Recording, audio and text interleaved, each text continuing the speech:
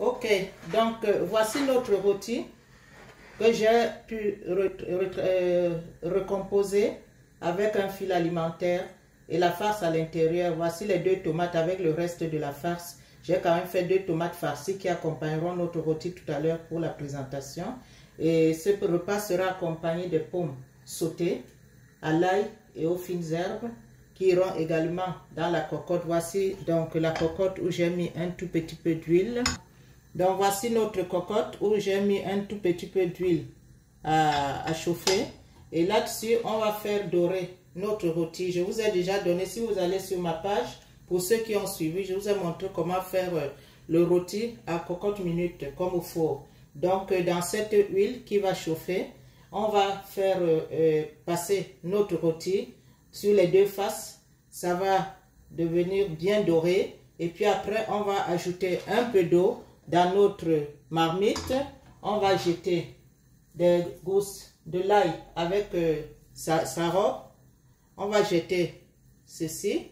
Ok, un bouquet garni. Et puis on va mettre de l'eau. Et puis on va fermer notre cocotte. Et on va attendre à peu près une quinzaine de minutes. On ouvre, on change de côté. On arrose avec le jus de cuisson de temps en temps.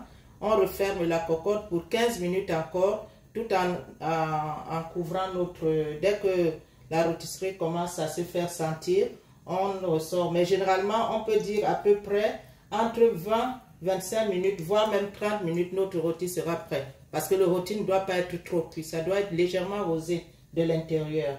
Donc du coup, on va donc faire comme je vous ai dit. C'est-à-dire que là-dedans, je vais jeter mes gousses d'ail.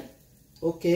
L'huile n'est pas encore très chaude, mais qu'à cela ne tienne, nous allons y poser notre rôti à l'intérieur de l'huile. Voilà.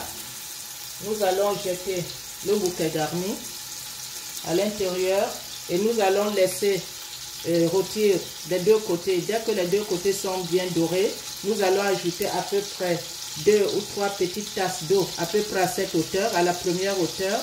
On ferme la cocotte et puis après 15 minutes, on va vérifier la tournée de l'autre face. On arrose avec le jus de cuisson. On referme 15 minutes et puis voilà quoi. Après cela, on pourra s'occuper de nos pommes et ainsi que de notre tomate farcie. À tout de suite.